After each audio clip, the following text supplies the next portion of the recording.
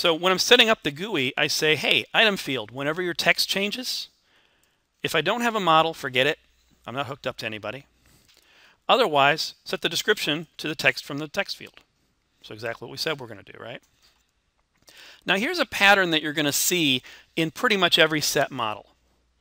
Anytime you're setting a model in your view, you pass the model in, and that model might be null, it might not be null, right? The first thing we want to check is to say, were we currently hooked up to a model? If so, disconnect. And that's a really important step. If you don't do that, you're going to leave these listeners hooked up to old models. And you really don't want to do that, because if the model changes, then your GUI starts changing. So you want to make sure you disconnect that. So if I had a model, remove the listener that was listening to it. Then I'm going to set my model.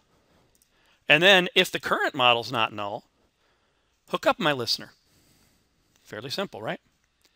And then what you want to do is an initial setup of the UI fields on the screen. So I'm going to get data from the model, put it into the fields. Pretty simple stuff. And let's look at our listener up here. Here's our property change listener. We're going to be listening to that model class. And I'm going to say, if the text field already has the right text, skip it. I don't want to do anything. I don't want to update that text on the screen. Otherwise, go ahead and set the text to the description from the item.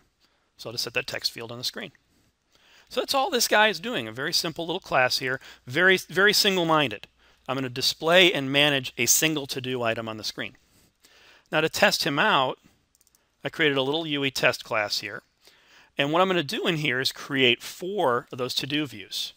But I'm only going to have one item on the screen there. So this